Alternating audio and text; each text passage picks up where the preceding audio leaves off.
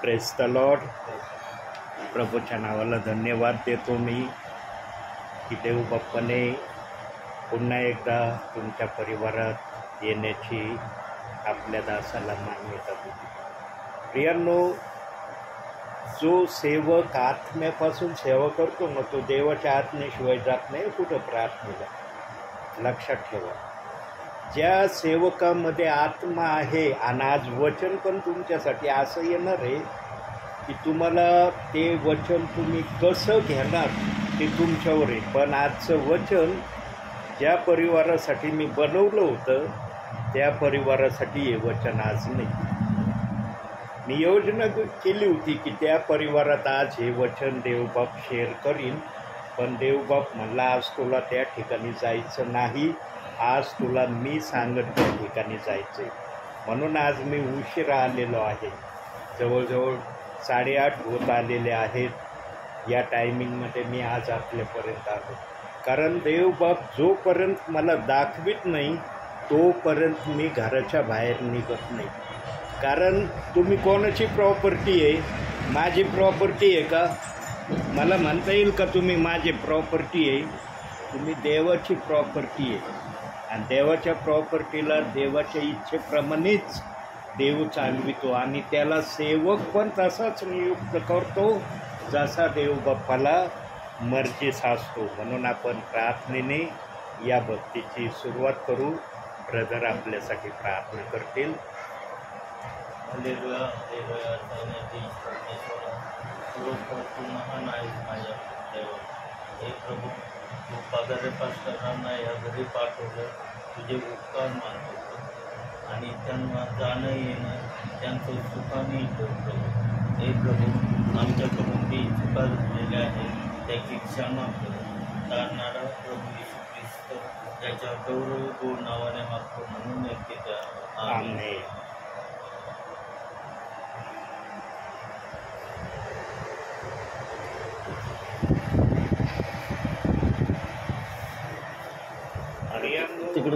तिकडं कर.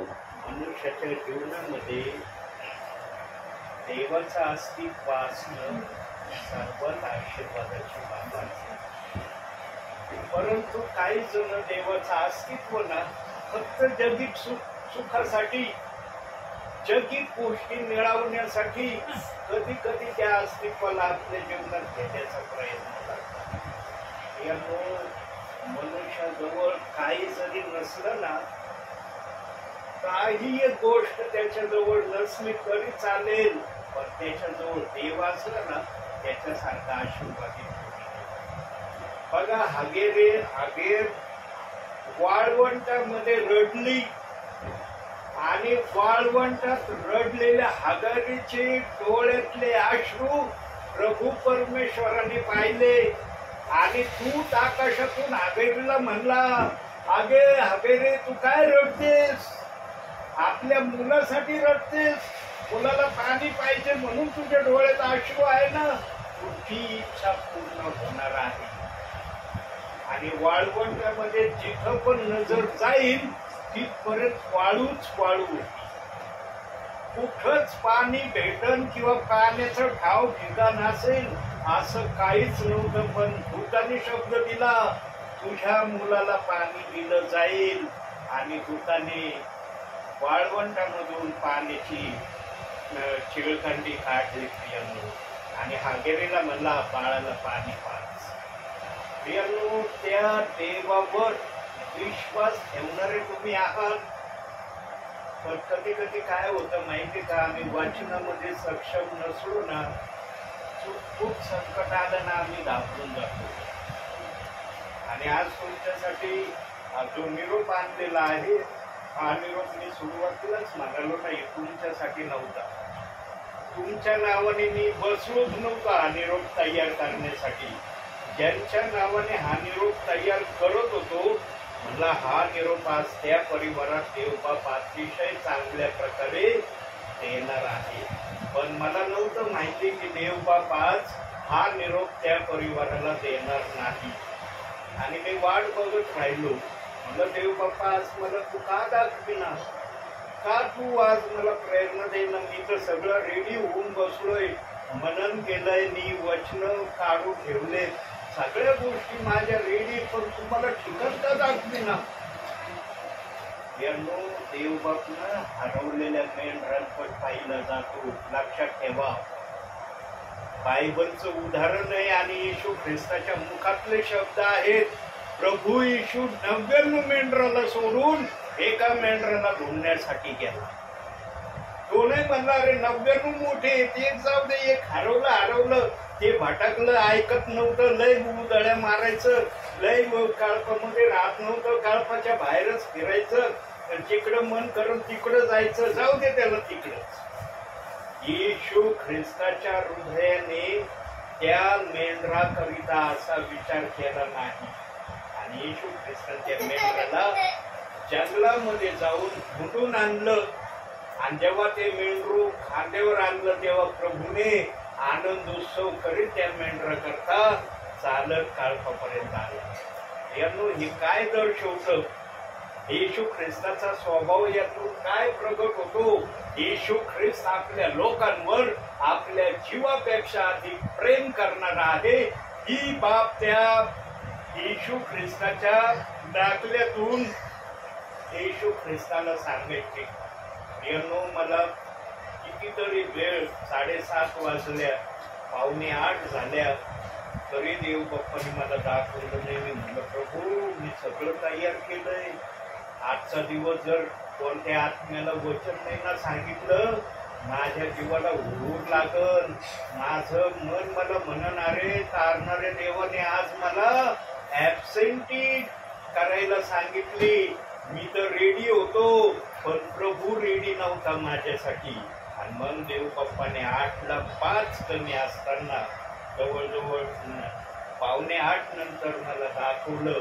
आणि इतका फास्ट मी आलो प्रियांनो, गाडीवर फार फास्ट आलो, कारण मला देव बाप्पाचा निरोप सांगण्याची नेहमी उत्सुकता मी माझ्या मनामध्ये ठेवतो. म्हणून बायबल नाही घेतला,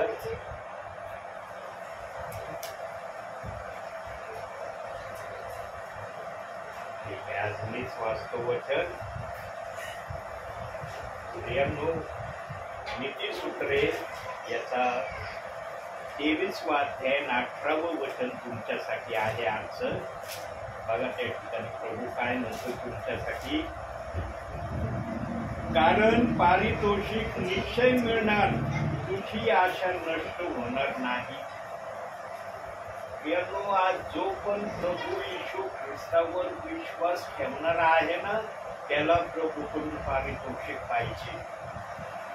बिना पारितोषिकाचं कुणीच या प्रभूच्या नावामध्ये आजपर्यंत आलेला नाही आणि येणार नाही.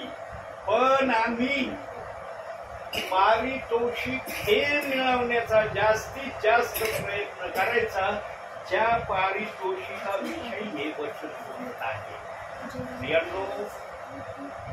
देव बाप्पाने शारीरिक आशीर्वाद न सांगता देण्याचं सांगितलंय. काही तुम्ही त्याच्यासाठी प्रार्थना जरी नाही केली तरी तुम्हाला ते शारीरिक आशीर्वाद मिळतील, परंतु विश्वासणारे शारीरिक आशीर्वादासाठी जास्त प्रार्थना करते, शारीरिक आशीर्वादासाठी जास्त वेळ प्रार्थनेत घालविते.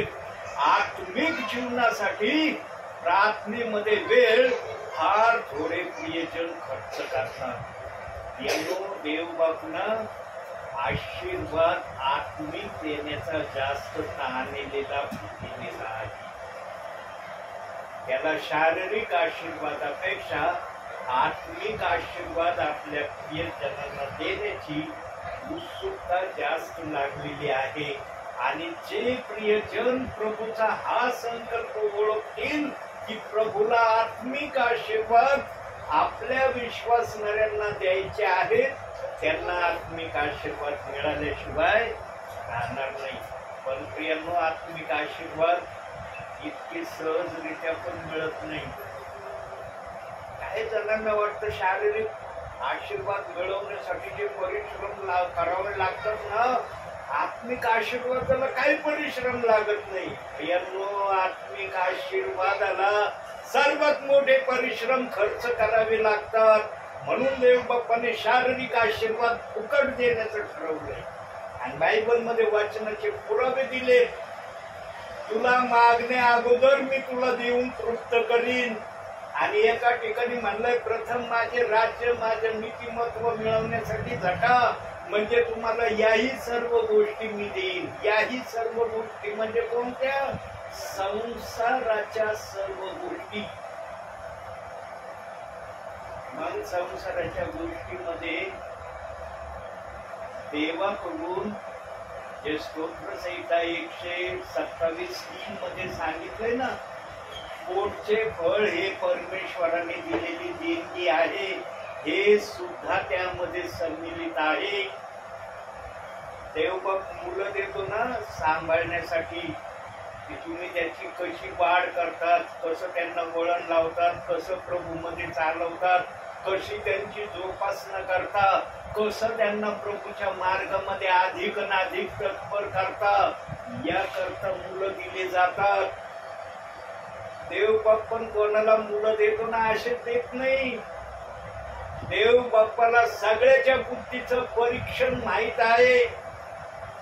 देव बाप सगळ्याच्या बुद्धीची परीक्षण करतो की अरे याला मूल दिलं तर हा मूल कसं वाढवेल, या मुलाची जोपासना तो कशी करेल, या मुलाविषयी त्याच्या मनामध्ये काय भावना काय योजना सगळं प्रभू तपासतो. आणि म्हणून वचन आलंय, कारण तुला पारितोषिक निश्चय मिळणार. प्रभू पारितोषिक देतो, पण आम्ही चुटफुट संकट आले ना घाबरून जातो, मन विचलित होतो. यानो येशू ख्रिस्तावर किती संकट आले.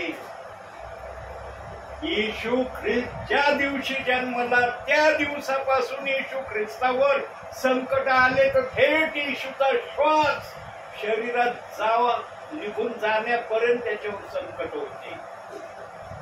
मरणापर्यंत सैतान येशू ख्रिस्ताकड सुईच्या टोका एवढ्या पापाची अपेक्षा करत होता, पण आमच्या येशू ख्रिस्ताने सुईच्या टोका एवढं पाप सैतानाला दाखवू दिलं नाही. तडपू हरपला सैतान, त्याच्या जीवाची लाई झाली. एकदम तो क्रोधाविष्ट झाला, त्याचा जीव कासावीस झाला. अरे मी इतकी याला पीडा दिली, इतकं याला छळलं, इतका याचा अपमान केला, इतकं याचं वागणं मी सुराने केलं, तरी आणि सुईच्या टोका एवढं पाप यानो सैतान हारलाय ना. असाच हारला नाही येशू ख्रिस्ताच्या हाताखालून. येशू ख्रिस्ताने तेवढ्या झळा खाल्ल्या, तेवढं सैतानाच्या गोष्टी सहन केल्या. आज आमच्यावर जर एखादं चुटपुट संकट आलं तर आम्ही काय करतो आम्ही? आमची भावना काय होते चुटपुट संकट आलं तर? यानो जीवनामध्ये संकट येणार. बायबल मध्ये पुरावा दिलाय, जगामध्ये तुम्हाला क्लेश होतील, धीर धरा कारण मी जगाला जिंकले आहे. येशू ख्रिस्ताने हा शब्द असंच एवढं नाही बायबल मध्ये. प्रियांनो, श्रीमंत व्यक्तीसाठी पण तो शब्द आहे आणि गरीब व्यक्तीसाठी पण तो शब्द आहे. जो त्या संकटात असन त्या संकटासाठी तो शब्द उपयोगात आहे. मन संकट एक प्रकारचं येत नाही. आजारी पडले तरी धीर धरायला सांगितलंय, ऍक्सिडेंट झाला तरी धीर धरायला सांगितलंय, कर्जबाजारी झाले तरी धीर धरायला सांगितलं. तुम्हाला मूल बाळ जी तुमची पसंती आहे त्याप्रमाणे होत नसेल तर त्यासाठी पण धीर धरायला सांगितलंय. पवित्र आत्मा धीर धरण्याच्या अनेक उदाहरणं तुम्हाला सांगू शकतो. यांनो, तुम्हाला देवाच्या प्रत्येक गोष्टीमध्ये खरं जर उतरायचं असेल तर वचनामध्ये राहणं तुमचं गरजेचं आहे. जो वचनामध्ये राहतो ना तोच निर्व्यसनी राहू शकतो. जो वचनामध्ये राहू शकत नाही ना त्याच्या माग सैतान काही ना काही पीडा लावतो. सैतानाचं फक्त एक लक्ष आणि एक टार्गेट आहे. सैतान पण विश्वासणाऱ्याच्या माग फुकट लागलेला नाही. योजना घेऊन सैतान विश्वासणाऱ्याच्या माग लागलाय. काय योजना घेऊन माग लागलाय? याला मी कसंही करून स्वर्गात जाऊ देणार नाही. बस सैतानाच्या डोक्यात एवढंच एक विचार आहे, मी कसंही करून याला स्वर्गामध्ये जाऊ देणार नाही. म्हणून देव बाप्पाने जे कुणी सैतानाच्या या डावपेचाला बळी पडतील त्यांना स्वर्गामध्ये अंगणाच्या बाहेर राहण्याचं ठिकाण बनवलंय. का बनवलं ते ठिकाण? कारण त्यांनी येशू ख्रिस्ताच्या नावावर विश्वास ठेवलेला आहे. आणि जो कोणी येशू ख्रिस्ताच्या नावावर विश्वास ठेवतो, येशू ख्रिस्ताने शब्द दिलाय, मी तुला घालवून देणार नाही, तुला टाकून देणार नाही. तू ऐकत नाही ना माझ्या वचनाप्रमाणे, मग अंगणात बसण्याची तयारी कर. पण आजचे सेवक, आजच्या सेविका, आजचे ब्रदर ज्यांचं स्वर्गात जाणं नाही ना होणार, लगेच नरकाच्या रस्ता दाखविते. यांनो, विश्वासणाऱ्याच्या भावना कधीही कोणत्याही वचन सांगणाऱ्या सेवकाने, सेविकेने, ब्रदराने भावना दुखवू नये. देवाचा संदेश ना एखाद्याला आशीर्वाद देण्यासाठी असतो. देवाचा संदेश एखाद्याला दुःखी करण्यासाठी नसतो. पण देवबाप एखादं जर तुमच्यामध्ये पाप असलं, पवित्र आत्म्याला ते पाप दिसतं, ते पाप तुमच्यातून निघून जावं, त्याचा बोध आणि इशारा पवित्र आत्मा दिल्याशिवाय पण राहत नाही. पवित्र आत्म्याची एकच इच्छा आहे, माझा विश्वासणारा चांगल्या प्रकारे सुस्थितीमध्ये सुधारलेला मला दिसावा. आणि सैतानाची याच्या विरुद्ध गोष्ट आहे. देवाच्या नावावर विश्वास ठेवणारे लोक देवाच्या इच्छेप्रमाणे वागणारे नसावे. बघा युद्ध काय चाललंय, एकाच युद्ध चाललंय चांगलं बनण्याचं, एकाच युद्ध चाललंय चांगलं न बनण्याचं. आता तुम्हाला चांगलं बनायचं का वाईट बनायचं हे तुम्ही ठरवा. आहे ना तुमच्या डोक्यामध्ये बुद्धी, चांगलं काय वाईट काय एवढं तर तुम्हाला समज आहे ना. का तुम्ही म्हणता नाही ब्रदर आम्हाला चांगलं काय वाईट काही काहीच माहिती नाही, सगळंच सांगत नाही, म्हणजे आमच्या लक्षात येईल. यानो, देव बाप्पाने ना ज्याचं वय 12 होतं ना, 12, ज्याचं वय 12 स्टार्ट होतं ना, त्यापासून मनुष्याला समज यायला सुरुवात होती. त्याला एवढं तर कळतं चांगलं काय आणि वाईट काय. भलं दुसरं त्याला कळत नसलं तरी 12व्या वर्षापासून चांगली गोष्ट कोणती, वाईट गोष्ट कोणती, इथून देवबाप मनुष्याच्या बुद्धीची वाढ करण्याची सुरुवात करतो. मग जसं वय वाढतं तशी बुद्धी आम्हाला अधिक अधिक ज्ञानप्रद बनवत चलती. तुम्ही आत्ताच्या समयाला ना देवाच्या नजरेमध्ये कोणत्या लेवलला असायला पाहिजे होते ना, त्या लेवलकडे पाहून देव बाप्पाचं मन खिन्न होतंय की माझे हे विश्वासणारे त्या लेवल पर्यंत का आले नाही. मी त्यांना त्या लेवल पर्यंत घेऊन जाण्याचा प्रयत्न करतोय, पण यांच्या समोर सैतान चुटपुटशे संकट, चुटपुटशे जाळे टाकतोय. मी त्यालाच पाहून शिकवून राहील. यांना पारितोषिक निश्चय मिळणार म्हणल्यावर मिळणार. देव बाप्पाचा शब्द असा नाही पारितोषिक देणार आणि देणार नाही, पण त्याच्यासाठी कसोटी असते. तुमचे बाप्तिस्मे करण्यासाठी वेळ का घेते माहिती का? बाप्तिस्मा घेण्या अगोदर जर तुमच्यावर संकट आहे तर बाप्तिस्मा जर देवाच्या मर्जीने झाला नाही तर किती संकट पाठवीन सैतान.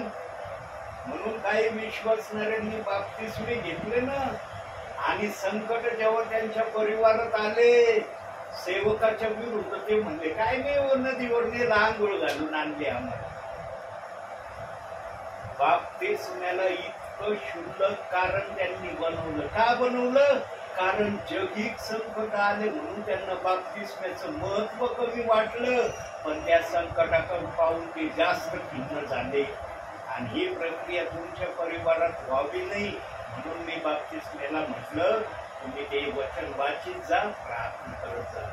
देवाचा आत्मा तुमच्याशी बोलला ना ज्या दिवशी, त्या दिवशी तो आत्मा माझ्याशीही बोलन, तुम्हाला घ्यायसाठी तयार करीन, मला द्यायसाठी तयार करीन. बाप्तिस्मे देवाच्या मर्जीने झाले पाहिजे. माणसाच्या मर्जीने झाले ना, सैतान इतका धूर्त आहे, जो प्रारंभापासून पाप करतोय तो तुमच्यावर संकट आणल्याशिवाय राहणार नाही. आणि असे संकट उद्भवतील तुमच्यावर की ते संकट पाहून तुम्ही सेवकाला दोष देतात. म्हणतात कशाला बाप्तिस्मा दिला त्या सेवकाने आम्हाला, कशाला आम्हाला बाप्तिस्मा प्रत नेलं, नसता झाला तर बरं झालं असतं. हे जर विधान निघालं ना प्रियांनो विश्वासणाऱ्याच्या मुखातून, सैतानाला सर्वात मोठा आनंद होतो. आणि सैतानाला हा आनंद होऊ नये म्हणून सेवकाला प्रभू सांगतो, माझ्या इच्छेने बाप्तिस्मे कर, मी सांगल त्या समयात कर. प्रियांनो तुम्हाला पारितोषिक निश्चित मिळणार आहे. हा देवाच्या दासाचा शब्द आहे. परंतु तुम्ही खिन्नता आणली ना, बघा माझी तब्येत काय होती, काय झाली, इतका मी तुमच्या परिवाराविषयी विचार केला, देव बाप्पाकडे प्रार्थना केली, म्हणलं देव बाप्पा बोललं काय आणि काय त्या परिवारात झालं, कहून झालं, कशामुळं झालं, काय कारण. म्हणलं ते तर बायबल वाचणारे होते, प्रार्थना करणारे होते, जास्तीत जास्त आज्ञा पालन करणारे होते, व्यसन सोडून देण्याप्रत त्यांनी तुला तयारी दाखवली होती, तरी त्यांच्या परिवारात अशा घटना का झाल्या. देव बाप्पांनी पण मला कळवलं, माझ्या बाळा मी जन्म घेतला, लगेच मोठा झालो, लगेच वधस्तंभावर गेलो का. मला किती वर्ष वाट बघावी लागली वधस्तंभावर जाण्यासाठी. त्या वधस्तंभाच्या पायरीपर्यंत जाण्या अगोदर माझ्यावर किती संकट आणले सैतानाने. जंगलात नेलं, 40 दिवस उपाशी ठेवलं, आणि उपाशी ठेवल्यावर म्हणला तर तू 40 दिवस उपाशी आहेस, तुला भूक लागली असेल, या धोंड्याला भाकरी होण्याची आज्ञा कर. सैतानाने इतक्या कसोट्या माझ्या घेतल्या. तुमच्यावर खूप संकट आलं, तुझ्या सेवेत तुला हे संकट आलं तर तुम्हाला प्रश्न करायला लागला, विचारायला लागला, का त्या परिवारात असं झालं. आम्हाला कधी कधी आमची मनस्थिती जर व्यवस्थित आम्ही ठेवली नाही ना, आमची बुद्धी आम्हाला काही पण बोलायला लावती देवासाठी. आमचा देव असा देव आहे, तो आमच्या बुद्धीचं परीक्षण करतो. अरे याच्या बुद्धीत जास्त काय आलंय, राग आलाय म्हणून तो असं विचारतो. प्रभूला जर राग आला ना प्रियांनो, सैतानाला माहिती, मग सैतान तर हेच टाकू नये की प्रभूला राग यावा. म्हणून आमचा प्रभू मंद क्रोध आहे, त्याला क्षणभर राग येतो, पण मोठ्या करुणेने तो आपल्या विश्वासणाऱ्याला जवळ घेतो. असं यशायाच्या पुस्तकात तो म्हणलाय, मी तुला क्षणभर सोडिले आहे, पण मोठ्या करुणेने मी तुला आपल्या जवळ घेईन. आमचा देव आपल्या लोकांचा कधीही त्याग करीत नाही, पण आम्ही थोडस संकट देवासाठी सहन करावं याची अपेक्षा देव करतो. पण मनुष्य असा आहे की छोटस संकट आलं ना, मनुष्य या संकटाला पाहून हद्दीच्या बाहेर जाण्याची तयारी करतात.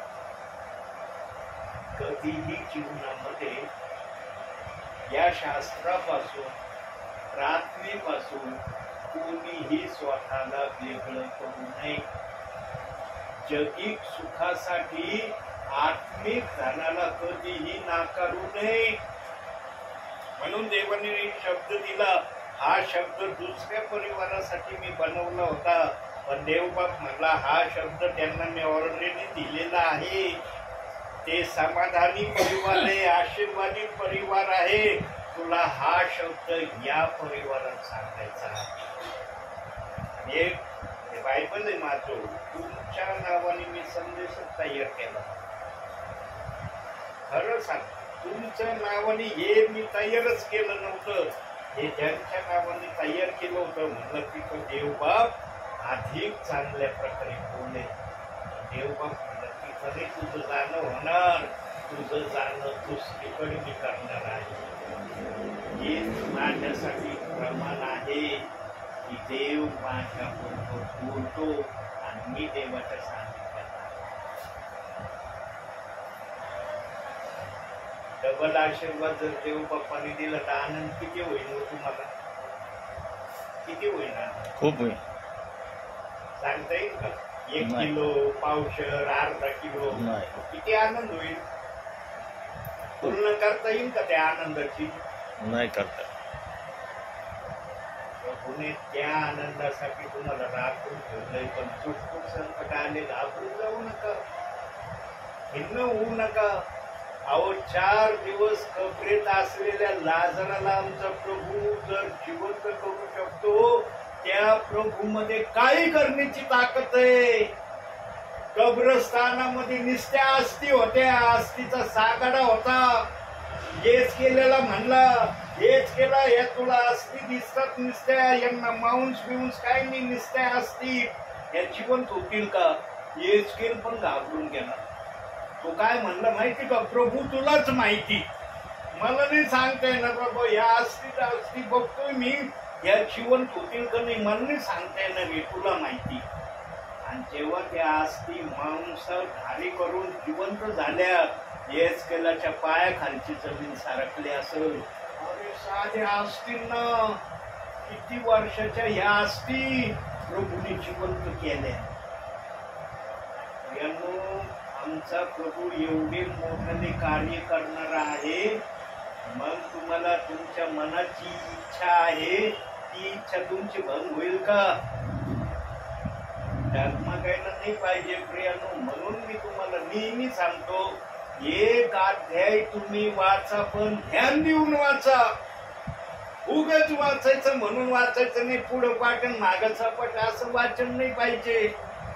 त्या अध्यायातून 30% तुम्हाला मिळालं ना प्रियानो, तुमचं पारितोषिक रेडी होत चाललंय असं समजायचं.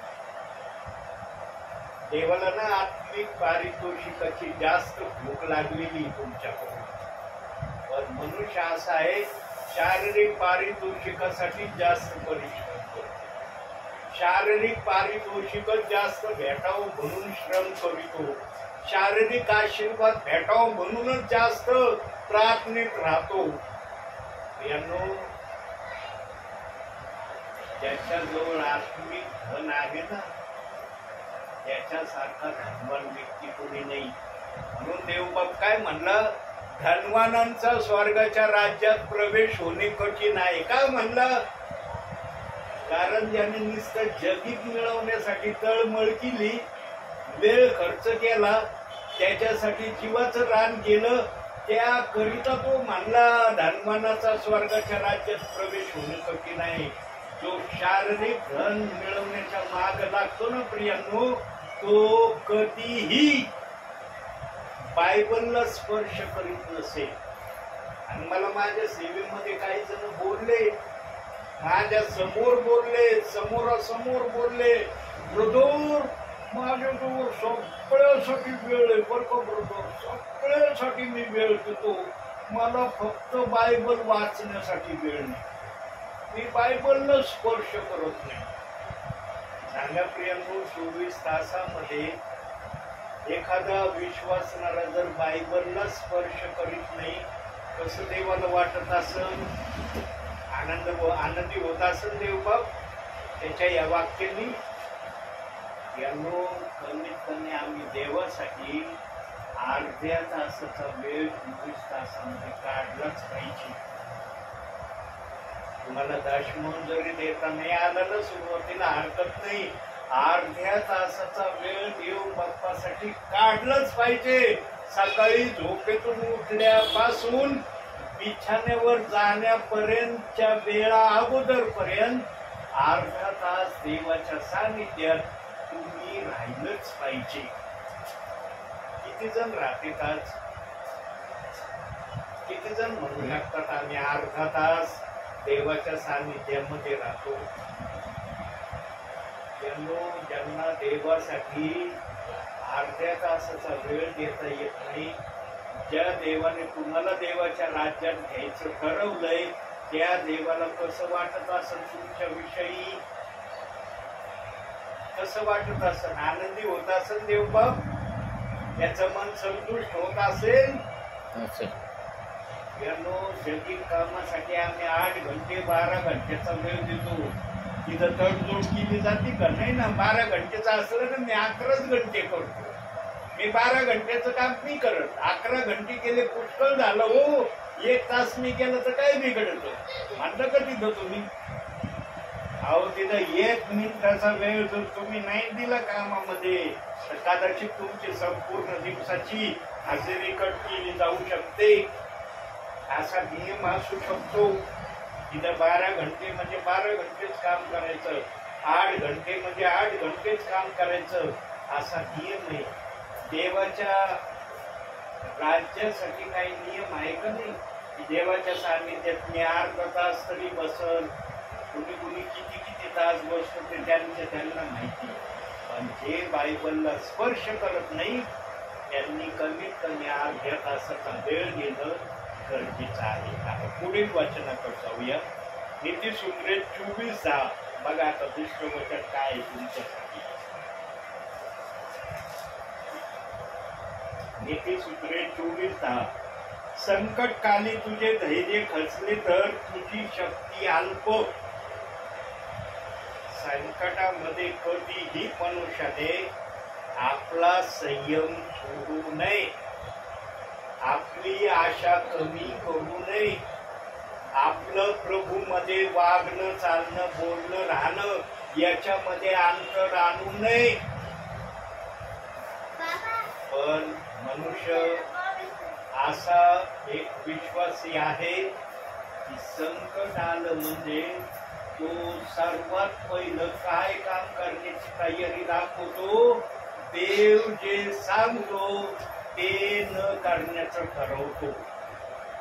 देव या वाटेने चाल म्हणलं ना, विश्वासणारा या वाट देतो सोडून याच वाटेने चालायला लागतो. देवबाप म्हणलं ना चांगलं करीत राहा, चांगलं करण्याऐवजी वाईट करण्यामध्येच आनंद मानायला सुरुवात करतो. यानो संकटामध्येच खऱ्या विश्वासणाऱ्याची पारख आहे की हा खरोखर देवाच्या राज्यासाठी आलेला आहे तर देवाकडून नुसतं काय घेण्याच्या अपेक्षेने माझ्या राज्यात आलाय. यानो देवासाठी थोडेसे झाडा खांद्यानं याचे आशीर्वाद फार मोठे आहेत. फार मोठं प्रतिफळ आहे त्याचं, साधं प्रतिफळ नाहीये. आणि हे मोठं प्रतिफळ तुम्हाला मिळावं म्हणून देवबाप म्हणतो शारीरिक गोष्टी मिळवण्यापेक्षा आत्मिक गोष्टी मिळवण्याकडे जास्त लक्ष द्या. आणि ज्याचं आत्मिक गोष्टीवर जास्त लक्ष असताना प्रियानो त्याला जगातल्या प्रत्येक गोष्टीला क्षुल्लक वाटायला लागतात. त्याला जगातल्या गोष्टीला तो महत्व देतो, असं नाही की तो महत्व देत नाही, पण तेवढं महत्व जगातल्या गोष्टीला तो देत नाही जितकं महत्व तो देवाच्या गोष्टीला देण्याकडे आपलं मन लावतो. म्हणून शारीरिक विचाराचा मनुष्य नेहमी शारीरिक गोष्टी मी कशा मिळवील याची त्याला तळमळ लागलेली असती. पण आत्मिक गोष्टी मिळवणारा व्यक्ती आत्मिक गोष्टी मी प्रभू करता कशा कशा जमा करील याकरता तो रात्रंदिवस प्रभूच्या सानिध्यामध्ये प्रभूला सांगत राहतो.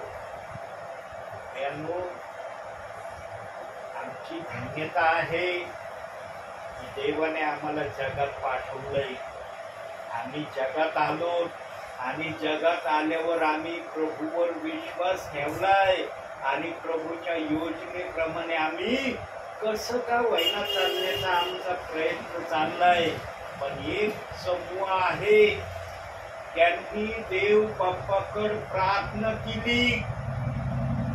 त्यांच्या समयात त्यांनी देव बाप्पाकडे प्रार्थना केली आणि देव बाप्पाला विनविलं की आम्हाला हे करण्यासाठी जगामध्ये तू पाठव.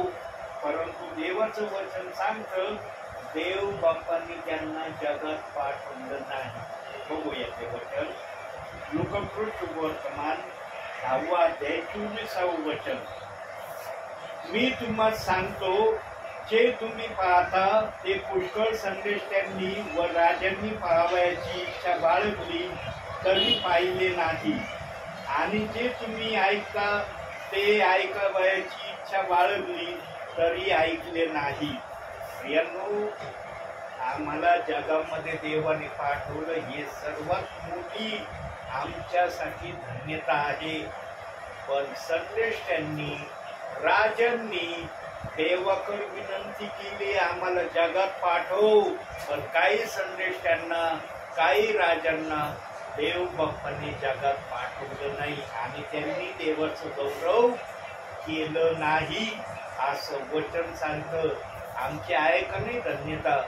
मग जर त्या देवाने आम्हाला जगात पाठवलंय त्या देवासाठी आमच्यावर जर छोटस संकट आलं तर आम्ही खचून जायचं का नाही? देवाला बरं वाईट बोलायचं का नाही? देवाच्या विरोधात चालायचं का? नाही. मी आजपासून देवाचं नावच घेणार नाही असं बोलायचं का नाही? कसं वाटत असं देव बाप्पाला या गोष्टी? यांनो, मी असा सेवक आहे. पवित्र आत्मा बोल म्हणलं ना, मी बोलल्याशिवाय राहत नाही. कारण तुम्ही कोणाची प्रॉपर्टी आहे? प्रभूची. माझी एका प्रॉपर्टी प्रभूची. तुम्ही म्हणता का नाही आम्ही एलेजर पगारची प्रॉपर्टी आहे म्हणता का? किंवा मी म्हणतो का तुम्ही माझी प्रॉपर्टी आहात? मी कोणाची प्रॉपर्टी तुम्हाला नाव देतोय? प्रभूची प्रॉपर्टी. जी प्रभूची प्रॉपर्टी असते ना ते प्रभूचं ऐकल्याशिवाय राहत नाही, प्रभूच्या सांगण्याप्रमाणे केल्याशिवाय राहत नाही, प्रभूची आशा पूर्ण केल्याशिवाय त्यांना आराम मिळत नाही. जे कुणी विश्वासणारे असे करत नाही ते काय करतात? मग देव बाप त्यांच्या विषयी काय म्हणत असन मनामध्ये? म्हणून देव बाप्पाने 7 वेळेस एखाद्याला पाडण्याची संधी दिलेली आहे. 7 वेळेस जरी तू पाडला तरी मी तुला उठून करीन.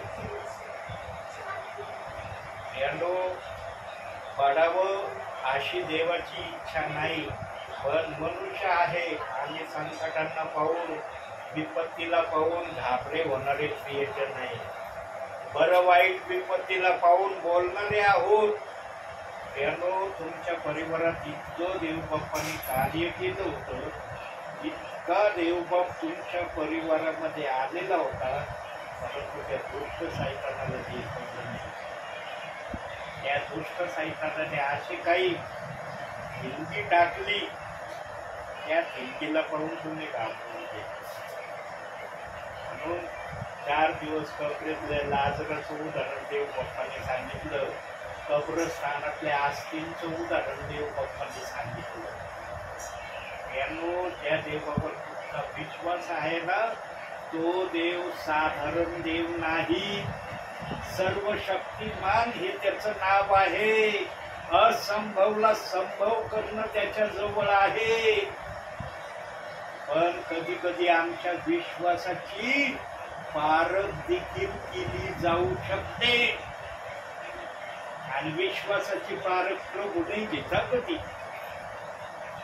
वाचनात पुढे सांगितलंय, प्रभू विश्वासाची पारख घेतो. आमची परीक्षा न फक्त सैतान घेतो. आणि बायबल मध्ये वचन दिलंय, काढूया आपण ते वचन, वाचूया. पहिले क्रांतिकारचं पत्र 10वा अध्याय 13वा वचन. बघा तिथं काय म्हणतंय वचन. मनुष्यात सहन होते तिच्याशिवाय दुसरी परीक्षा तुम्हावर गुजरली नाही, आणि देव विश्वास पात्र आहे, तो तुमची परीक्षा तुमच्या शक्ती पलीकडे होऊ देणार नाही, तर परीक्षेबरोबर ती त्यातून निभावण्याचा उपाय करील, असे की तुम्ही ती सहन करावयास समर्थ व्हावे. आता देवबाप जर परीक्षा सहन होण्याची शक्ती तुम्हाला देतोय म्हणजे देवबाप तुमची परीक्षा घेत नाही. पण परीक्षा येणार असं वचन सांगतं. जरी आम्ही देवाच्या नावावर विश्वास ठेवलाय, देवामध्ये आम्ही आहोत, तरी देव बाप म्हणतो तुमच्यावर परीक्षा येणार, पण घाबरू नका, त्या परीक्षेतून मी तुम्हाला बाहेर काढीन. पण परीक्षा आल्यावर मनुष्य काय करतो? यानो, जवळजवळ तुम्ही 6 महिन्याचे आशीर्वाद देव बाप्पाचे गमवलेले प्रियजन आहे. किती? 6 महिने. 6 महिने देव बाप्पाने मला दाखवलं नाही तुमच्याविषयी. मी प्रार्थनेत होतो, म्हणलं देव बाप्पा सगळ्या गोष्टी तू करणार आहे, तुला कोणती गोष्ट असंभव नाही. त्या परिवारात ही गोष्ट करण्यासाठी तुला कोणतं संकट आलं? माणसावर तर संकटच आहे, पण तुझ्यावर कोणतं संकट आलं? का त्या परिवाराची इच्छा तू पूर्ण होऊ दिली नाही? ती इच्छा पूर्ण होण्यामध्ये सैतानाने जे अडखळ आणले, ते अडखळ का आले? जेव्हा मी देव बाप्पाला विचारलं ना, देव बाप म्हणला मला किती संकटातून जावं लागलं. मी जगामध्ये मनुष्यासाठी आलो. फुलाच्या बिछाण्यावर झोपलेलं आहे का वचन? खोकड्यास बिळे आहे, पक्षास घरटी आहे, मनुष्याच्या पुत्राला डोकं टेकवण्यास जागा नाही. ही माझी अवस्था जगामध्ये मी तुमच्यासाठी सहन केली. मी कुरकुर नाही केली. अरे मी देवाचा पुत्र आहे, मला डोकं टेकवाय जागा नाही. काय माझी अवस्था? असं नाही म्हणलो मी मान्य केलं, कारण तुम्हाला पापाच्या दास्यातून बाहेर काढण्यासाठी मी हर हद्दीमध्ये जाण्याचा मनाची तयारी केली. की त्याची जी इच्छा होती ती इच्छा मी भंग केली नाही. म्हणून मी म्हणालो, मी माझ्या नावाने आलो नाही, मी पित्याच्या नावाने आलो आहे, आणि पित्याची इच्छा पूर्ण करणं हेच माझं अन्न आहे. यानो, आमच्यावर सुटफूट आलेले संकट आम्ही बर्दाश्त करीत नाही. म्हणून वचन आलं, संकट काली तुझे धैर्य खचले तर तुझी शक्ती अल्प. आता तुम्हाला अल्पशक्ती ठेवायची का आपल्यामध्ये? इथं देवाचा आत्मा आलाय बरं का. माझ्या अगोदर इथं देवाचा आत्मा आलाय, त्यानंतर देव बाप्पाने मला आणलंय या ठिकाणी. देवाचा आत्मा जर या ठिकाणी आला नसता ना, आज मी दुसऱ्या ठिकाणी प्रेरला गेलेलो असतो. देव बाप मला आज तुला त्या ठिकाणी नाही पाठवायचं, मी नंतर पाठवीन. आज या ताणलेल्या भुकेलेल्या आत्म्यांना माझा शब्द सांगायला जा. आणि मी लगबगीने आलो. मी नाही विचार केला 5-6 महिने प्रभू मी तिथं गेलो नाही, आता कसं काय जाऊ? गेलो तर ते प्रियजन काय म्हणतील, ब्रदर 5-6 महिने का नाही आले? मी कुठलाही विचार केला नाही. माझा देव या ठिकाणी आलाय, मी पण लगेच आलो. जो सेवक ऐकणारा असतो ना, त्याच्या बरोबरच आत्मा बोलतो. जो ऐकणारा नसतो ना, मग तू कशी सेवा करतो मला सांगता येणार नाही. तो सांगण्यात आलंय वचनात, कोणाचाही न्याय करू नका, न्याय फक्त देवाला करू द्या, तुम्ही न्यायाधीश बनू नका. पण आजचे काही विश्वासणारे ना, बाळकाला, ब्रदरांना, सिस्टरांना डायरेक्टली तोंडावर बोलायला घाबरत नाही. आमच्या घरी का काही प्रार्थनेला ब्रदर, सिस्टर, सेवकांना, आम्हाला तुमच्या प्रार्थनेची काही गरज नाही. माझ्या जवळ या गोष्टीचा अनुभव आहे. मी सेवेमध्ये तेवढा फिरलोय, आणि कोणते परिवार मला डायरेक्टली तोंडावर असे बोलले ना, ते परिवार आज विचारात पडले की आम्ही त्या भाल्या दासाला असा शब्द बोलायला नव्हतं पाहिजे. त्यानो या मुखाला ना आम्ही सांभाळून वापरलं पाहिजे. आम्ही रागाच्या भरात काही बोलून जातो ना, त्याचा दुष्परिणाम आम्हाला नंतर कळतो. काही परिवारांना मला सेवेला घरी येण्याचं बंद केलेल्याचा परिणाम त्यांना आता जाणवायला लागलाय. आणि मला भेटतात ना काही जण, मला म्हणतात, ब्रदर या ना आमच्या घरी प्रार्थनेला. म्हणलं येईल ना मी प्रार्थनेला येईन, करणारा दास नाही, पण मला देव बाप्पांनी दाखवलं तर येईल, अन्यथा मी येणार नाही. कारण देव जर तुमच्या घरात यायची इच्छा करतो तर मी येईल तुमच्या घरात. देव जर तुमच्या घरात येत नाही तर माझं येण्याचा काय अर्थ आहे तुमच्या घरात? मी काय देऊ शकतो तुम्हाला? माझ्याजवळ काय तुम्हाला द्यायला? माझ्याजवळ काही नाही. त्यामुळे फार आशीर्वादित आहे तुम्ही. हे पवित्र शास्त्र हातात घेऊन सांगतो, याला मोगाम हातात तुम्ही घेऊ शकत नाही. ध्यानात ठेवा, सेवक आहे मी आणि पवित्र शास्त्र हातात साक्षीला घेऊन सांगतोय की देव बाप्पाने तुमच्या घरात येण्याची इच्छा दाखवली. आता काही परिवारामध्ये असा रुष्ट झालाय ना प्रभू, तिथं प्रभू पाय ठेवायला मागत नाही काही परिवारामध्ये. पण तुम्ही फार धन्य आहात की देव बाप्पाने तुमचे मुखाचे जे शब्द आहेत ते ताबडतोब विसरून गेला आणि मला म्हणला, बघा किती उशीर आलो मी, घरात बसलो होतो, म्हणलं देव बाप्पा सगळं रेडी माझ्याजवळ, तुम्हाला का ठिकाण दाखविना? माझे किती विश्वासणारे परिवार आहे, ज्या परिवारासाठी संदेश तयार केलाय तो परिवार माझी वाट बघत असेल, म्हणत असतील पाळक साहेब रस्त्याने असतील, आता घरी येतील आमच्या. म्हणलं मी तिथे जाण्यासाठी रेडी आहे, तू का मला सांग ना? आणि जेव्हा मी पण थोडासा कन्फ्यूज, थोडासा निराश, थोडासा नाराज मनामध्ये भवायला लागलो, तेव्हा देव बाप्पाने मला ब्रदरांचा चेहरा दाखवला. आणि चेहरा दाखवल्याबरोबर मी ओळखलं. म्हणलं प्रभू तू त्यांच्या घरी जायला मागतो काय? म्हणलं मी त्यांच्यासाठी संदेश नाही तयार केला. प्रभू म्हणलं तू कोणासाठी संदेश तयार केला याला महत्व नाही, मला तो संदेश कोणाला सांगायचा याला महत्व आहे जास्त. तू कोणाच्या नावाने तयार केला ते तुला माहिती आहे, पण तो तयार केलेला संदेश कोणाला सांगायचा हे मला माहिती आहे.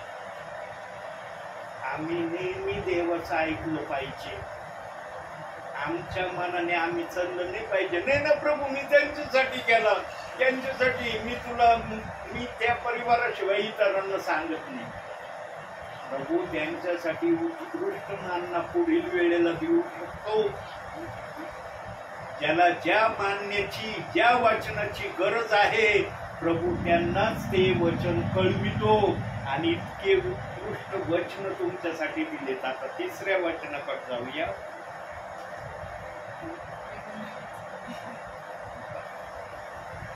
नीतिसूत्रेच 20वा अध्याय 22वा वचन. बघा तिथं काय आशीर्वाद आहे. आणखी एक नीतिसूत्रे 20वा अध्याय 22वा वचन.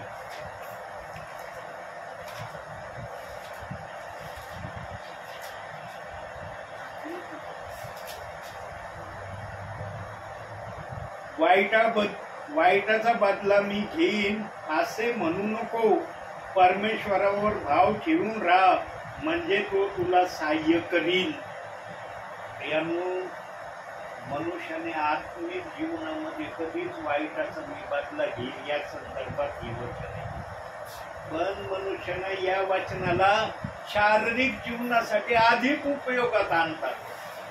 अरे हा माझ्याशी फार खुन्नसीने वागतो, हा माझ्याशी फार वाकड्या तऱ्हेने चालतो, हा माझ्या विरोधात नेहमी काही ना काही बोलतो, हा नेहमी माझ्या विरोधात काही ना काही योजना, कपट करण्याची योजना करतो, याच्याशी मी बदला घेतल्याशिवाय राहणार नाही. देवाचं वचन अशा गोष्टीसाठी बदला घ्यायला नाही सांगत यांना. म्हणून देव बाप्पाने क्षमा करायला का सांगितली? देवबाप म्हणलं का बदला घ्या? केले का वचन? बदला घ्या, क्षमा करा म्हटलंय बायबल मध्ये. जुन्या करारात पण म्हटलंय नवीन करारात पण म्हटलंय. का म्हटलं? कारण देव बाप्पाची विश्वासणाऱ्याकडे एकच अपेक्षा आहे, विश्वासणाऱ्याने अधिक आत्मिक धन जमा करावं. आणि ते आत्मिक धन या अशा माध्यमातून जर जमा केलं ना, त्याच्यासारखा गोल्डन आशीर्वादित कुणी नाही. पण आजचे क्रिएशन, माझी इच्छा नाही पूर्ण झाली, मी बायबलच नाही वाचायची, आता मी बायबलला स्पर्श नाही करणार, मी प्रार्थना पण नाही करणार. जोपर्यंत देव बाप माझी ती इच्छा पूर्ण करत नाही तोपर्यंत मी काहीच करणार नाही. यांनो, कुंभाराला माती म्हणते का मला असं का घडवलं तू? एक चांगलं पात्र केलं, एक वाईट पात्र केलं अशी माती म्हणते का कुंभाराला? नाही म्हणत ना. मग आम्ही एखाद्या संकटात सापडलो, देवाला अशा तऱ्हेचे शब्द बोलणारे कोण? कोणत्या अधिकाराने हे शब्द आम्ही बोलतो? प्रियांनो, ज्यांच्यावर संकट येतात ना ते सर्वात आशीर्वादित व्यक्ती आहे. त्या व्यक्तीने समजून घ्यायचं, मी देवाच्या नजरेत आशीर्वादित आहे म्हणून माझ्यावर संकट आले. आणि जर तुम्हाला ही गोष्ट खरी नसली वाटत तर योबाच्या जीवनाकडे लक्ष द्या. योबावर संकट आले, देव बाप्पाने दुप्पट आशीर्वाद योबाला दिला. सांगतं ना बायबल म्हणतं का, योबा तुझ्यावर संकट आले, तुला आशीर्वाद नाही, तुला आशीर्वाद मिळणार नाही, तुला आशीर्वाद देणार नाही, असं वचन बोलतंय. यानो, संकटात जो असतो ना त्याच्यासारखा गोल्डन व्यक्ती कोणी नाही. कारण ज्याच्यावर संकट येतं ना त्याला कळतं, अरे मला या संकटात आता धीर देणारं कोणी नाही देवाशिवाय. फक्त त्या व्यक्तीने त्या वेळेपर्यंत वाट पाहणं गरजेचं आहे. मग देव बाप एखाद्या व्यक्तीला दूतासारखं उभं करतो, न तर स्वतः देव बाप त्या संकटात असलेल्या व्यक्तीला आपल्या सामर्थ्याने संकटातून बाहेर काढतो. देवाचा हात काय टोकडा आहे का? योबाला म्हणला परमेश्वर, माझा हात टोकडा झाला का योबा? तुला सहाय्य करू शकत नाही. जेव्हा योबाने खूप गारानं परमेश्वराशी करायला लागलं ना रागाच्या भरात, तेव्हा परमेश्वर म्हणला, अरे योबा, तू एवढं गारानं माझ्याशी करतोस, माझा हात टोकडा झालाय तुला काही न देण्यासाठी? सांगा, तर तुमच्या मनाची इच्छा आहे, देव बाप्पाला ती इच्छा पूर्ण करणं अवघड आहे का? नाही. सांगा, देवाच्या उपस्थितीमध्ये आत्म्यामध्ये बोला की देव बाप्पाच्या आत्म्याला आमची इच्छा पूर्ण करणं शक्य होत नाही. येते का म्हणण्याची हिंमत तुम्हाला? बोलतात ना तुम्ही की देव बाप इच्छा पूर्ण करू शकतो. मग जर देव बाप इच्छा पूर्ण करू शकतो, मग संकटाला पाहून तुम्ही देवाच्या विरोधात चालणारे का होता? मी बायबललाच हात लावणार नाही, मी बायबलच वाचणार नाही, मी चर्चलाच जाणार नाही, माझी इच्छा पूर्ण झाली तर मी सगळ्या गोष्टी करीन. यांनो, देव बापनं कधी निगेटिव्ह विचार करत नाही बरं का. आता देवाचा विचार ऐका जरा. आता तुमचे विचार सांगितले देव बाप्पाने. तुम्ही जर देवाला असे बोलले, देव बाप्पाने तुम्हाला जगातूनच काढून नेलं, कोणती इच्छा तुमची पूर्ण होणार आहे? होईल का कोणती इच्छा पूर्ण? म्हणून देव बाप धीराने सहन करतो. हा श्वास आहे ना आमचा, हा श्वास फक्त देवाच्या नियंत्रणामध्ये. जोपर्यंत देव बाप या श्वासाला हात लावित नाही तोपर्यंत कुणाला या श्वासाला हात लावण्याची ताकद नाही. म्हणून योबाला योबाविषयी सैतानाला परमेश्वर म्हणला, योग मी सर्वस्वी तुझ्या हातात देतो, त्याच्या अंगाला हात लावू नको. अंगाला हात लावू नको म्हणजे कशाला हात लावू नको? त्याच्या श्वासाला हात लावू नको. त्या श्वासाला हात लावण्याची तुला मी मुभा देत नाही. बाकी योग मला काय करायचं कर, आणि बघ माझा योग, माझा दास तुझा पराभव करतो का नाही. पण तो म्हणाला, नाही, त्याच्यावर संकट आले ना तो तुलाच उलटून बोलन आणि तुलाच सोडून देईन. परमेश्वर म्हणलं तू करून तर बघ, माझा दास योग मला सोडून देतो का तुला हरवतो बघ. आणि योगाने ते करून दाखवतो. योगाने ना सैतानाचा पराभव केला. सैतानाचा. तुम्हाला कुणाचा पराभव करायचा आहे? कुणाचा करायचा आहे? सैतानाचा करायचा का देवाला उलटून बोलायचं? बघा, देवाला जरी सोडलं नाही पण देवाच्या गोष्टी केल्या नाही तर देवाला कसं वाटत? सांगितलं पप्पांनी मला सगळं सांगितलं. हे बघा, तुमच्या मनातल्या भावना, तुमच्या मनातल्या इच्छा मला जरी माहित नाही, देवाला त्या कळल्या आणि देव बाप्पांनी मार्ग मोकळे केले. यानो एखाद्या परिवारात प्रभू येणं सोपं समजू नका. लय तुम्हाला सोपा शब्द वाटत असन. कित्येक वर्ष झाले मी काही परिवारामध्ये आतापर्यंत पाऊल नाही टाकले. आतापर्यंत हे बाई पण साक्षीला आहे. मला एकदाच परिवारातले म्हणले, ब्रदर आजपासून आमच्या घरात प्रेयरला यायचं नाही. आतापर्यंत मी त्या परिवारामध्ये पाय काय त्यांच्या एरियातच गेलो नाही. परिवारात जाणं तर लय लांबचा भाग आहे, एरियातच गेलो नाही. माझा देवच म्हणला, त्यांनी तुला बंद नाही केलं, मला बंद केलंय, तुझं त्या ठिकाणी मी जाऊ देणार नाही. मी गेलो नाही. तुम्ही फार आशीर्वादित आहे प्रियांनो. प्रभू तुमच्याकडे आलाय. 6 महिन्यांनी का होईना देव बाप्पाला तुमची आठवण झाली आणि आज मुद्दाम मला देव बाप्पाने उशीर दाखवतो. हा संदेश 5च वचन आहे. 5 वचनाच्या वर 6वं वचन नाहीये माझ्या याच्यामध्ये. या 5 वचनाला तुमच्यासाठी मी तयार नव्हतं केलं. बघा किती वेळेस पवित्र आत्मा बोलतोय की हे वचन मी तुमच्यासाठी तयारच नव्हते केले. मी ज्यांच्यासाठी तयार केले होते त्यांना हे वचन आज ऐकायला मिळत नाही, पण त्यांना हा संदेश ऐकायला मिळणार आहे. कारण हा संदेशाच्या मध्ये रेकॉर्ड होऊन राहिला.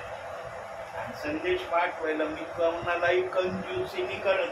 अरे हे माझे फेवरेट आहे यांना पाठवायचं, हे माझे फेवरेट नाही यांना नाही पाठवायचं, असं मी करत नाही. माझ्या व्हॉट्सअपला जेवढे प्रियजन आहेत तेवढ्यांना मी संदेश पाठवतो.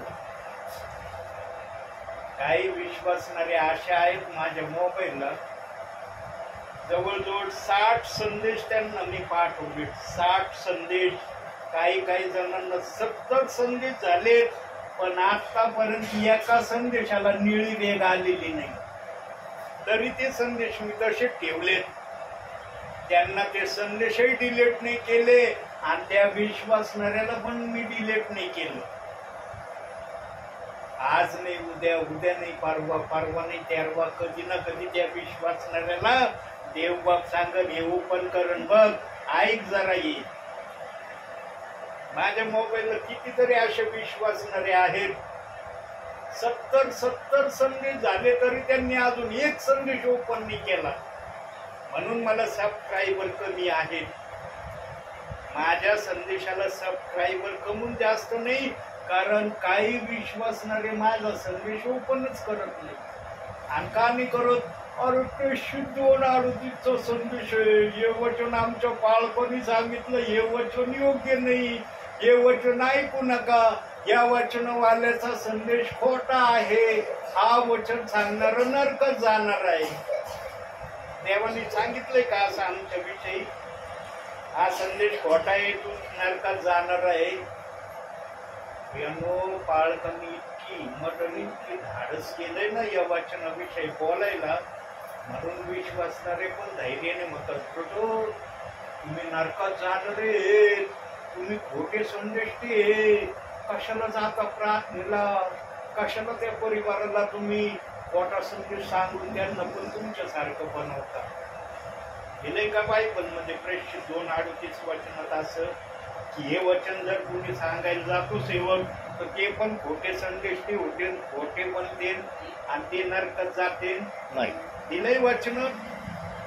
यांनो तुम्हाला ना जे आशीर्वाद पाहायचा होता, आशीर्वादाच्या दरवाज्यावर आला होता, देव दरवाज्यावर आला होता, पण दरवाज्याजवळ आला ना तुम्ही प्रभूलाच ओळखलं नाही. तुम्ही धीराने ती गोष्ट जर सहन केली असते ना प्रभूसाठी, माणसासाठी नाही, प्रभूसाठी धीराने सहन केले असते ना, आज तुमच्या परिवारात तो आनंद देव बाप्पाने तुम्हाला दाखवला असता, ज्या आनंदाची तुम्ही अपेक्षा करता, कदाचित डबल आशीर्वाद तुम्हाला देव बाप्पाने दाखवला असता. पण जिथं आशीर्वादाची वेळ आली तिथं चूक केली तुम्ही. हे फक्त देवाचा आत्मा तुमच्या चुका सांगू शकतो, मी पण सांगू शकत नाही.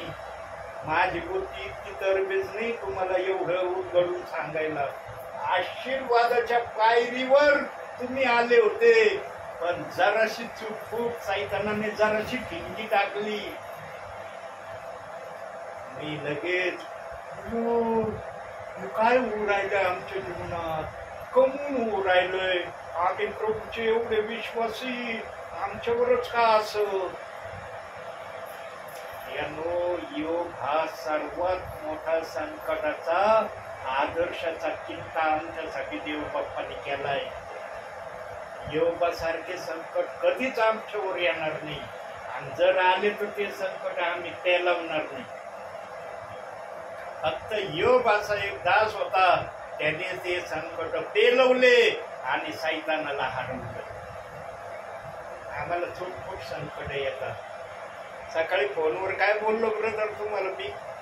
कांचनताई मिक्स कॉल नाही दिला. नाही ते नाही, मिस कॉलचं नाही, दुसरं काय बोललो? कांचनताईंना देवबाप डबल आशीर्वाद देईल हो बोललो का नाही फोनवर? हो बोलले. तेव्हा काय मी प्रार्थनेत होतो का? नाही. तरी माझ्या मुखातून शब्द गेला. म्हणलं कांचनताईंनी एक आशीर्वादाची अपेक्षा करतात ना, प्रभू दोन आशीर्वाद देणार आणि देणार नाही. आता फिक्स झालंय, फक्त आता चूक नका करू, आता चूक करू नका. मनुष्य किती वेळेस एखाद्याला माफ करतो, एकदा करतो, दोनदा करतो, तिसऱ्यांदा म्हणतो नाही रे बाबा, मग तू घडी घडी असंच करशील आणि मी चुका कवर तुला माफ करू. पण देव बाप माफच करत राहतो, पण देव अपेक्षा करतो याने त्या चुका करू नये. चुका केल्यावर मग आमचे ते आशीर्वाद थांबतात.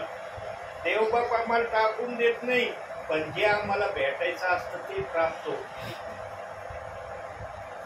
आता देवबाप कार्य करील त्या वेळेला देवाच्या सानिध्यातच राहा आणि वचनच वाचित राहा. यातो इथपर्यंत देवबाप्पाचं कार्य परिवारात तुमचं झालं होतं. काही जणांचे व्यसन निघून गेले होते, प्रभूच्या नावाने निघून गेले होते, आणि तुम्हीच सांगितलं होतं आमचं हे व्यसन गेलं, आता ते परत आलंय का निघूनच गेलंय मला माहिती नाही. जर आलं असलं तर देवाला क्षमा मागा, देव बाप्पा माझ्या चुकीमुळं ते आलं, मला ते व्यसन नको आहे. आणि जर नसलं तर देव बाप्पाला धन्यवाद. निर्व्यसनी व्यक्तीला देवबाप कधीच आशीर्वाद लेस ठेवत नाही, तो आशीर्वादाने भरलाच जाणार आहे. पण व्यसन सोडायला दिरंगाई केली ना, मग देव येतो. देवाला कळतं तुमच्या बुद्धीचे विचार, तुमच्या अंतःकरणातल्या भावना. तुम्हाला वाटत नसेल त्या गोष्टी देव बाप्पाला कळतात तुमच्या. म्हणून आपलं जीवन चरित्र जर खूप निर्मळ ठेवायचं असलं, याच्यामध्ये लक्ष द्या, तर तुमचं जीवन शुद्ध आणि निर्मळ राहू शकतं. अन्यथा तुमच्या डोक्यात काही ना काही विचार आल्याशिवाय राहणार नाही. मग ते विचार चांगले येतील का वाईट येतील हे मला नाही सांगता येणार. तुम्ही कसा विचार घेता त्याच्यावर येते. चांगला घेतलं तर चांगलं, वाईट घेतलं तर वाईट. देवाने सांगितलं चांगलं करशील चांगलं होईल तुझं, वाईट करशील वाईटच होईल तुझं, कारण तू देवासाठी चांगलं केलंच नाही. म्हणून देव बाप्पा म्हणत तू काय केलं चांगलं माझ्यासाठी. म्हणून प्रियांनो, सैतान नेहमी मनुष्याला स्वर्गापासून वेगळं ठेवण्याची तयारी करतो. पण आमचा देव आमची तयारी स्वर्गामध्ये व्हावी यासाठी आम्हाला सांगितलं. आता कोणतं घ्यायचं ते तुमच्यावर अवलंबून. पुढच्या वचनाकडे जाऊया. नीतिसूत्रे 21वा अध्याय 3रं वचन बघा. आता तिथं काय म्हणतोय प्रभू? 21वा अध्याय 3रं वचन.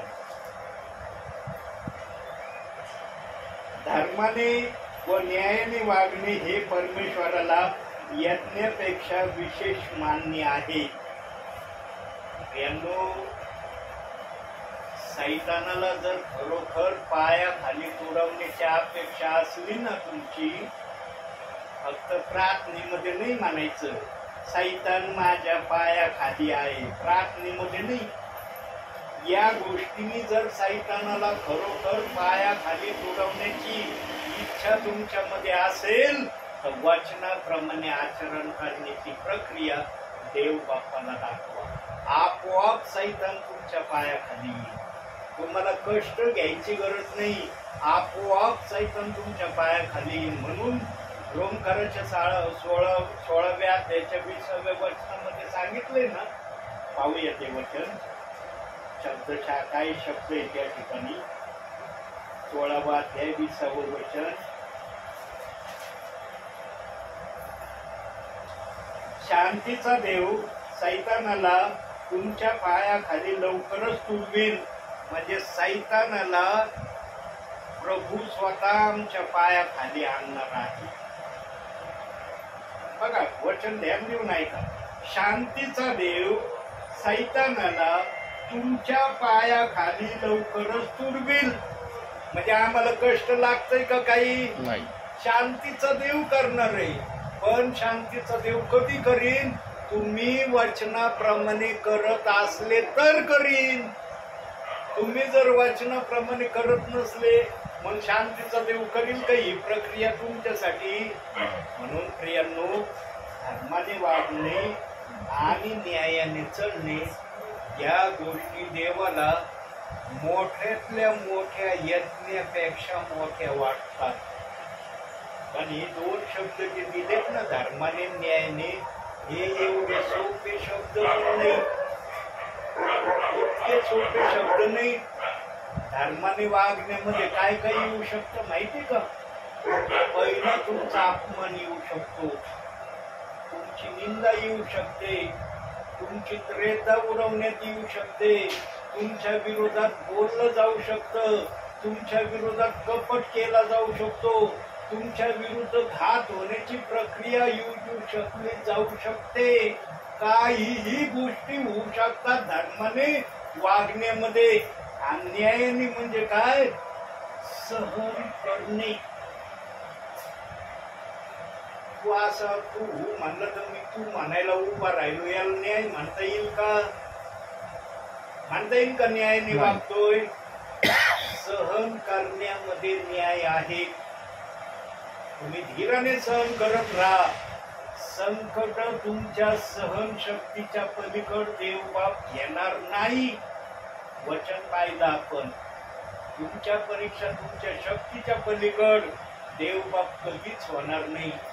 इतक्या आशीर्वादाच्या पायरीजवळ तुमचा परिवार आला होता आणि इतक्या मोठ्या अपेक्षा देवबाप तुमच्या परिवारात तुम्हाला प्रत्यक्षरित्या दाखवणार होता.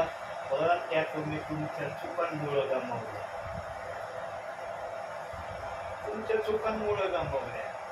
आणि त्याला कारण एकच आहे, वचनाकडे तुम्ही व्यवस्थित लक्ष दिलं नाही. म्हणून वचनाकडे तसं लक्ष द्या जसं देव बाप्पाला तुमच्याकडे लक्ष देण्याची अपेक्षा आहे. वचन वाचायचं म्हणून वाचू नका. इतकं गंभीरतेने वचन वाचित जा.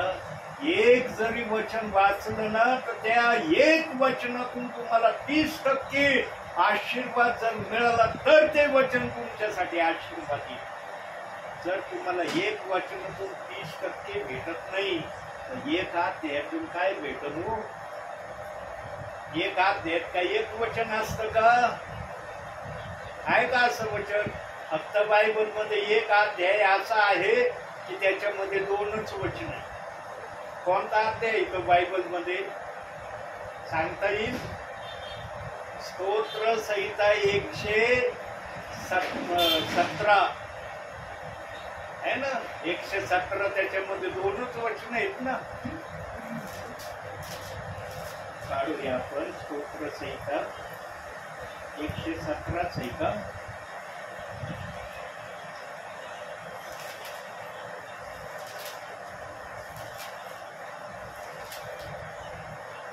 हा, स्तोत्र संहिता 117 आणि 2च वचन आहेत त्याच्यात.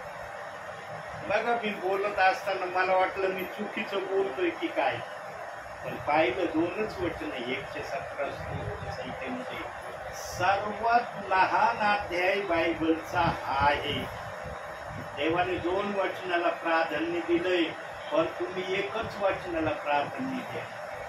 2 जरी नाही दिलं, 1 वचनाला प्राधान्य द्या आणि त्या एका वचनातून 30% आशीर्वाद प्राप्त करा.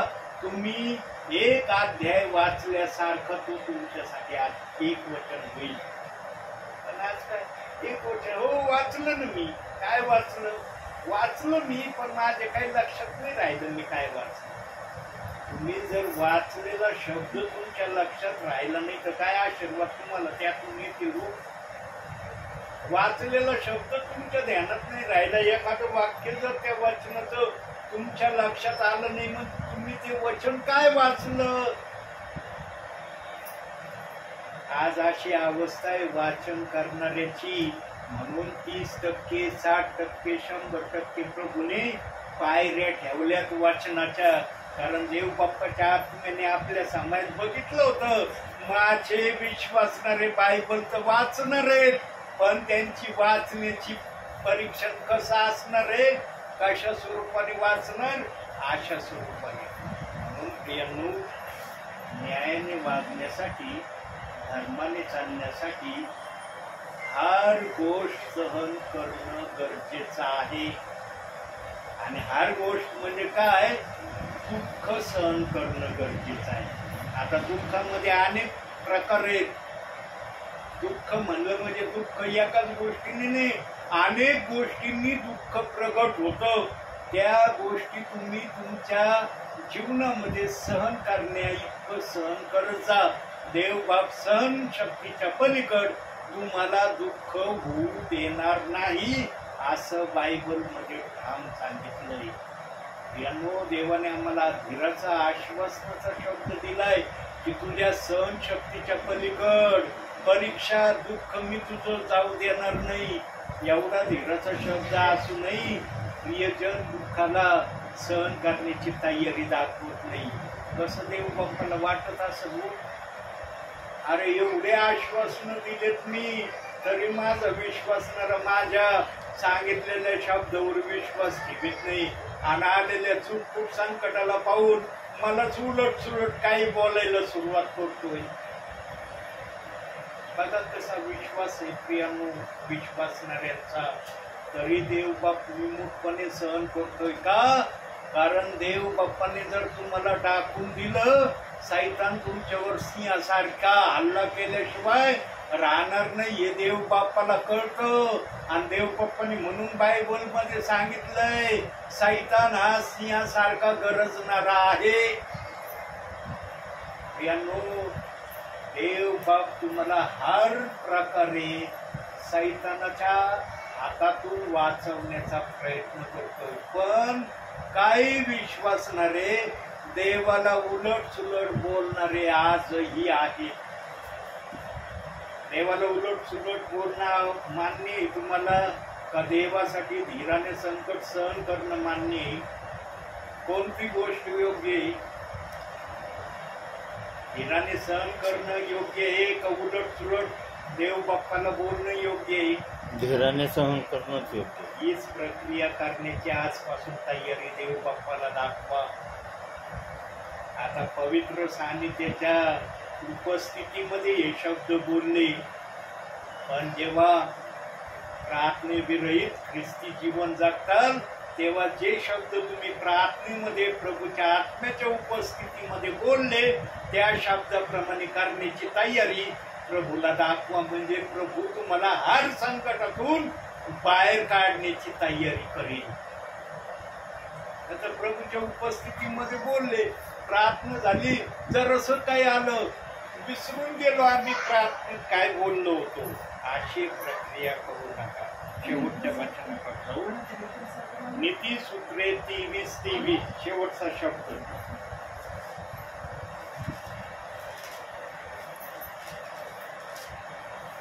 फार महत्वाचा शब्द आहे, ऐका बरं का, ध्यान देऊ. सत्य, सूक्ष्मता, शिक्षण, समंजसपणा ही विकत घे, विकू नको. आता हे एक वचन काही जणांना कळत, अरे विकत घे विकू नको म्हणजे काय, काय करायचं काय नाही घ्यायचं, कोणती गोष्टीविषयी हे वचन बोलतंय. या वचनाचा बोलण्याचा आशय काय माहिती का? मुख्यत्वे करून देवाच्या सानिध्यापासून आपणा स्वतःला कधीही दूर ठेवू नका. देव बाप्पाने जे सांगितलंय ते मिळवा, म्हणजे तुम्ही घेतलंय. आणि देव बाप जे तुम्हाला नाही सांगत घ्यायला ते घेऊ नका, म्हणजे विकत घे विकू नको हा शब्द त्या ठिकाणी पूर्ण होईल. देवाला नेहमी आपल्या विश्वासणाऱ्याकडून चांगली गोष्ट करून घेण्याची अपेक्षा आहे आणि आपल्या विश्वासणाऱ्याकडून वाईट गोष्टी विश्वासणाऱ्याने आपल्या जीवनातून काढून टाकाव्या या अपेक्षेने हे वचन या ठिकाणी दिलंय. पण या वचनाला अनेक तऱ्हेने विश्वासणारे सेविका देवाचे दास विभिन्न तऱ्हेने सांगतात. पण मुख्यत्वे करून चांगल्या गोष्टी जवळ ठेव, म्हणजे विकत घे त्या, आणि जे तुझ्या जवळ वाईट आहे ते सोडून दे. हे त्या वचनाचा मुख्य आशय आहे. चांगलं विकत घे, वाईट टाकून दे. पण आज विश्वासणारा काय करतोय हे प्रत्येक विश्वासणाऱ्याला चांगल्या प्रकारे माहित आहे. म्हणून जीवनामध्ये जर यशस्वी व्हायचं असेल देवच तुम्हाला यशस्वी करू शकतो. देवाशिवाय तुम्हाला यशस्वी करणारं दुसरं माध्यम कोणतंही नाही. तुम्ही दुसऱ्या माध्यमाला किती अवलंबलं, तुम्ही तुमच्या जीवनामध्ये यशस्वी होताल याची शाश्वती देता येणार नाही. आणि देवाला जर प्रसन्न केलं तर देव बाप तुमच्या जीवनातल्या हर एक इच्छा पूर्ण करेल. आत्मिक धन जर तुमच्या जवळ जमा असलं ना, आत्मिक धन जर तुमच्या जवळ आहे याची जर गॅरंटी खात्री तुम्हाला मिळत असली ना, समजून घ्यायची माझी हर एक इच्छा देव बाप या भूतलावर पूर्ण केल्याशिवाय राहणार नाही. हा वेळ लागल ती गोष्ट पूर्ण होण्यासाठी, वाट पाहावी लागेल त्या गोष्टीसाठी, हे मी मान्य करतो. पण तुमची आशा नष्ट होणार नाही हे देव बाप्पाचं पहिलंच वचन आपण पाहिजे. नीतिसूत्रे 23:18 वचनात हा शब्द आम्ही पाहिला की तुला पारितोषिक दिलं जाईल, तुझी आशा नष्ट होणार नाही. जो देव एवढा धीराचा शब्द बोलतो ना, तो देव हा धीराचा शब्द हर विश्वासणाऱ्यांसाठी पूर्ण करण्याची पण देव बाप्पामध्ये ताकद आणि शक्ती आहे. फक्त आम्ही प्रभूसाठी किती सहन करतो याकडे देव बाप्पाचं लक्ष आहे. सैतान आमच्यावर काय आणतो किंवा काय आणण्याची तयारी करतो देव बाप्पा याच्याकडे लक्ष देत नाही. माझा विश्वासणारा किती धीराने सहन करतो याच्याकडे लक्ष देतो. म्हणून योबाविषयी बोलला होता सैतानाला, अंगाला हात लावू नको, बाकी काय योबाचं करायचं कर आणि बघ माझा योग तुला हारवितो का नाही. पण सैतान मध्ये होता. संकट आणले म्हणजे योग देवाला सोडून देईन, देवाच्या विरोधात चालल असं डोक्यात सैतानाच्या आलं होतं. पण परमेश्वराला माहित होतं योग माझ्यासाठी सगळं सहन करणार आहे आणि योगाने ते सहन केलं. म्हणून प्रियांनो, योगाचा आशीर्वाद घेण्याची आम्ही फार आशा करतो. पण चुटपुट आलेले संकट बरदाश्त करण्याची तयारी देव बाप्पाला दाखवण्याची तयारी दाखवा.